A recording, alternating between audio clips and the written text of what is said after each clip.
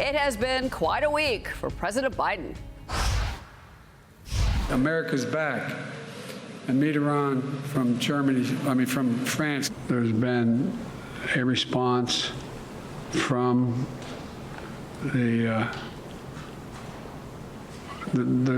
been a response.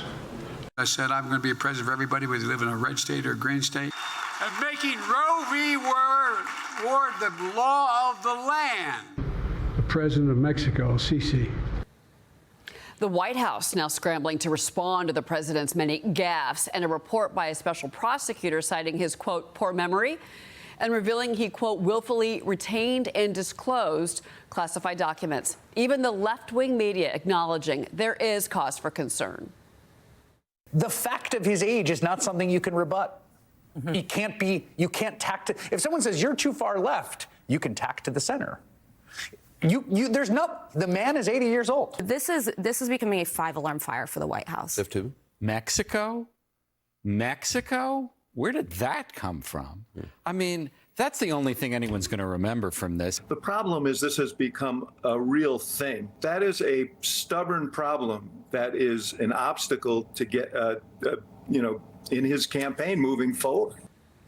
And Fox has now obtained a letter from New York Congresswoman Claudia Tenney to Attorney General Merrick Garland calling on the cabinet to explore the use of the Constitution's 25th Amendment to remove President Biden from office, noting grave concerns over the special counsel's account of numerous instances in which, quote, President Biden exhibited dramatically compromised mental faculties and concluded that a jury would be likely to perceive President Biden as a sympathetic and forgetful old man. Joining me now from House Oversight and House Armed Services Committees, Congressman Pat Fallon. Congressman, your thoughts on what we saw this week with regards to President Biden? Well, Cheryl, thanks for having me on. And you know what it was? It was a really bad week for Joe Biden, and he was already suffering in the polls. He was about 18 points underwater with his favorabilities, and this certainly won't help at all. And the thing is, the White House is trying to spin this, but you can't spin the fact that he's a very old 81. There are some people that are very spry at that age. He's just not one of them. And to forget things like when, and it's very tragic, when his son died, forget the year and not even come close to knowing when that happened. Those are kinds of things that are seared into someone's memory.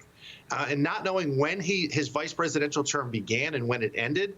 Well, you know what? I never met James Monroe, but I know he was president from 1817 to 1825. So I don't understand, other than how they can spin this moving forward. Well, there was a new Marquette University poll that showed that, and this is Wisconsin, it's a battleground state, that they're concerned about Biden's age. It is a problem. So as we are in an election year and we're pushing towards November, if it is Trump versus Biden, this spells bad news for the Democrats. And they obviously know it, considering what we just played to our viewers as far as the sound bites go.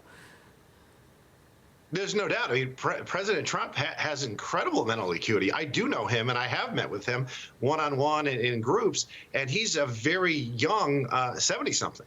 He's, well, I don't know, 76, 77. He's 77 going on 45. And Joe Biden is 81 going on 100. He's elderly. That's what you see when you see him. And it's not just the interview with the special counsel, Cheryl. It's also the incredible amount of gaffes, scores, if not hundreds of gaffes over the last 3 years. I'm quite frankly a little shocked that he's lasted this long. So to ask the American people in almost a year, in about 9 months, for another 4 years is something that they're just not going to be able to swallow. What do you make of Claudia Tenney bringing up the 25th Amendment? Claudia is one of my better friends in Congress. She's great, and I fully agree. I mean, it's a conversation worth having, considering this man possesses the nuclear football. It's grave. It would be funny if he was the mayor of a small town or something. I don't know, funny, but it would be certainly something to watch with, maybe a little half-crooked smile. But he's not. He's the leader of the free world and the president of the United States. So this is the last person we want to have mental acuity problems. Well, meanwhile, Texas Governor Greg Abbott thumbing his nose at Biden and the administration, announcing he's going to be building more barriers along the southern border with Mexico. And he also says that they're going to erect more border walls wall than Trump did during his presidency. And with that, along with razor wire fencing and ramping up enforcement, Texas has dramatically cut down the number of migrants that have crossed the border. In Eagle Pass, where Abbott's taking command from the federal government, he says the 2,000 to 4,000 people that were crossing illegally is now down to less than 10 a day. Migrants are now entering through Arizona and California instead. What can we learn politically from the moves that Greg Abbott has made and is making in Texas? Follow Greg Abbott's lead on that. I mean, many of us in Congress have been encouraging him to do what he's doing now, and we're very pleased with it. And unfortunately, Arizona and California, the other border states, and New Mexico, all three of those have Democratic governors, so they're not going to follow his very bold lead. But isn't it amazing, Cheryl, how barriers and walls actually work? I think there's a lot of walls around mansions in Malibu, and certainly at the White House and in Joe Biden's beach house in Delaware. Walls work. But the Democrats don't want to do that. And another question to ask, I'm sure your viewers are curious too, how many of these Democratic leaders and folks that say are proponents of sanctuary states and cities, how many of them are taking migrants into their personal homes? Exactly zero, nada. It's a classic limousine liberals of do what I say, not as I do. Well, I think that it's coming home to roost, especially here in New York with DA Alvin Bragg, who this week said, oh, we're going to be indicting the migrants that attacked, our two police officers. Well, thanks a lot. That attack was 2 weeks ago, and you let them go, and they got picked up in guess where? Arizona. Unreal that those folks, they're not even here legally, and they attack police officers, and then they're let out on their own recognizance. Those people should have been deported. You say that with me again, Bragg, and the other, and Biden and all these other left-wing, hard left liberals. Deportation works. Walls work. You know what would work great? I was just on the border a couple weeks ago. Wait in Mexico policy, where your asylum case will be adjudicated while you wait in Mexico, because those folks then, Cheryl, will call home and say, don't take this perilous journey, don't pay this money to the cartels, because I'm not even in the United States anyway. It's not worth coming. And that's how you stop this flood and you reduce it into a trickle. I do want to ask you before you go, it's been 1 month since these shocking accusations of bank surveillance on American citizens was unveiled. It showed that banks used keywords to search private transactions. Words like MAGA were looked for, Dick's Sporting Goods, religious texts, trying to identify extremists in the wake of January 6th. But the administration still doesn't have any answers for it. Treasury Secretary Janet Yellen, she punted on it. She says it didn't happen on her watch.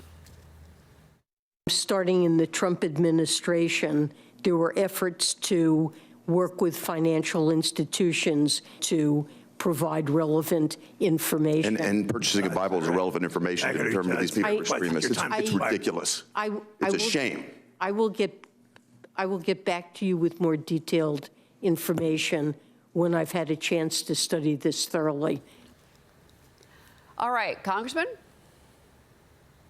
It's, you know why they punted on it? Because they have no excuse for it. The senator was right. It's absolutely shameful.